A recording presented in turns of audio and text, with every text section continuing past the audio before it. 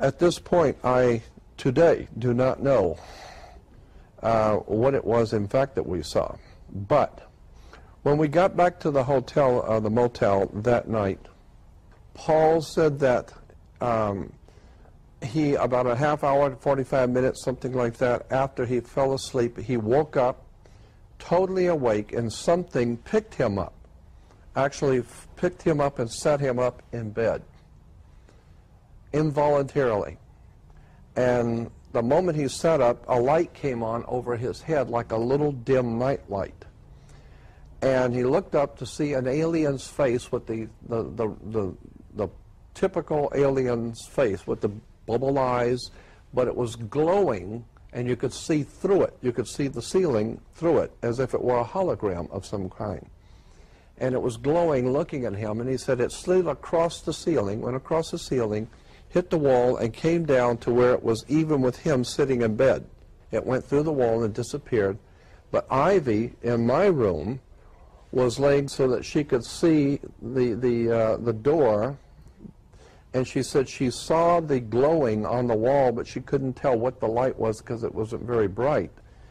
And she said, but when she opened her eyes to see the glowing of the light in Paul's room, which was the face on the wall, a little red, tiny little red dot of light came through Paul's room and came in and hovered over her.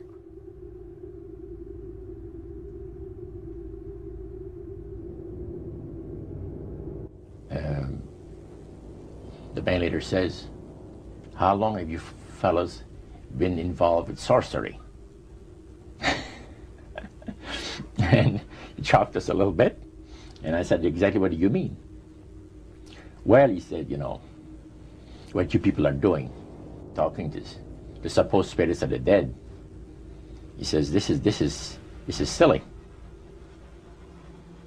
And this man had been at the seance with you. Yeah, oh yeah. And he's telling you that it's silly what you've just done. Because see, my wife, he says, goes to these seances because she gets comfort and she gets something good out of it, good feeling out of it. And she lives for what the spirits, you know, are going to see that the future is going to be like. To me, he says, I can't bother with this stuff. He says, I want power. I go right to the source of power. And he says, how do you think that I became famous the way that I am? Well, I said, you must have had some good luck. Well, he says, there's no such thing as good luck. He says, there's either some power working for you somewhere, or you don't get ahead in this world. Not in my type of occupation. So it went from there. We got talking about spirit worship. Did it intrigue you? Or did it make you want to find out more about what exactly he was talking about? Yeah. So he said the supposed spirits of the dead that you're talking with are demon spirits. They're fallen angels. They're beautiful beings. Just set it out, just like that. Oh, yeah. It didn't make you uneasy when he said they were Well, just you know, it shocked you a little bit, you know. Something that you first hear mentioned to you. He said, you guys have got a great future ahead of you. Because we've been told, the high priest of our society, secret society, has been told that the master has very special plans for you too. Now, what did he mean by the master? Satan. And we were interested to hear more about it. And he told us, he says, look, we worship spirits. We worship Lucifer and all his angels. They're just as beautiful as they did before they were cast out of heaven. He says there was a misunderstanding in the whole thing, he says, among the inhabitants of the galaxies. And he says our master was misunderstood. Your friend, George, took you and Roland to this mansion where people worshipped the demons. Mm-hmm. What was it like there? What kind of people were there? Well, it was a big surprise for me, as I kind of made up in my mind an idea that they were going to be rough-looking characters. But as we entered the place, I was amazed to see that they were all very well-dressed, well-mannered, and that a lot of the people, as we were being introduced to people, were professionals, doctors, attorneys, a lot of business people. And see what they had? They had a praise session to the gods, which is the spirit counselors, which are in charge of legions of spirits. See what they had? They had a praise session to the gods, which is the spirit counselors, which are in charge of legions of spirits. Wow. Prince of all mortal wisdom, owl of Bohemia, we beseech thee, grant us thy counsel. So how did you feel when you walked into that room? I felt that these people had power, and they had a lot of it. Did that attract you? Yes and no. You had mixed feelings about it? I had mixed feelings about it, yeah. Because to a certain extent, things looked so good and sounded so good to us. People believe that the dead have entered into a higher state of existence than they had when they were alive. Also that they are in a position and have the capacity to help the living here on earth. See? And you take, for instance, like Loretta Lynn. She says on national television, and I have the data on it, that I heard it myself.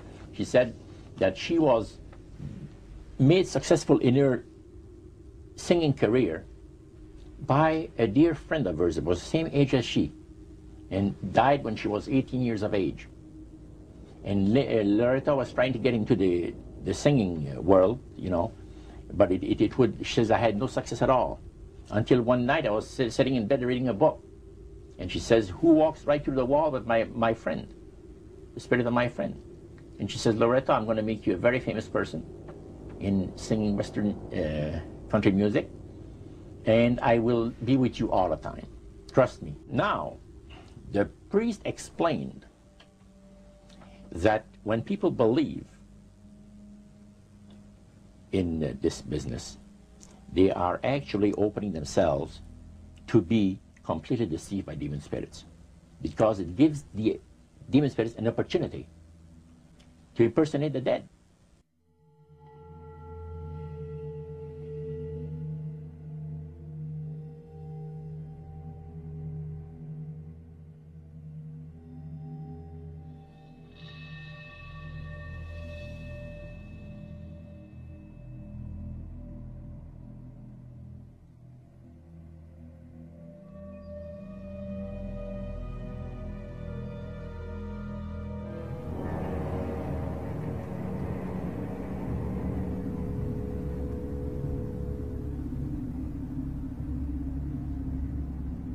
So, who are they talking to?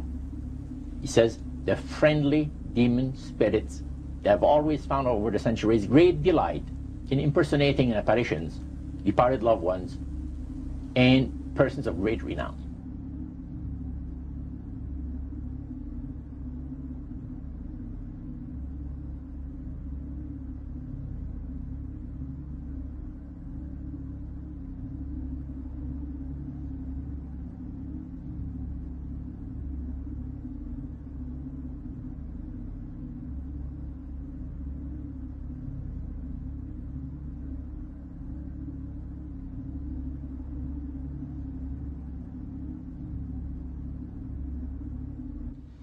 Then the medium said, we have a very special surprise tonight for you people. A spirit will manifest itself openly here in a few minutes. And it's like a big gust of wind hit the building and right through the wall. And that translucent being seemed to come right out of the wall. How did you feel right at that moment? It's almost like my heart stopped a little bit. You know, very weird feeling. It was a lady in a beautiful evening gown, swirling.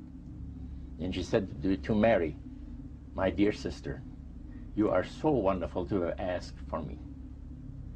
And Mary fainted and fell right off her chair on the floor. And a couple of guys jumped up and picked her up, and spirit gone. And that was the beginning of it. That's how you got into it. Yeah, that's the way I got into it. After a while, you see, There's something interesting about the human mind. You can adjust an awful lot of stuff. You can adjust to a lot of things that would terrify you to begin with. After a while, they become common and ordinary. So you mean contact with the supernatural can become commonplace and ordinary and doesn't bother anybody? Yeah. In other words, the more that you do it, you're not uncomfortable. That's it's right. just not an uneasy feeling. Yeah. So how did you feel about it? Then I after got that? into a secret society that worshiped the spirits, you see. Well, okay, now how is that different from the seance, Roger?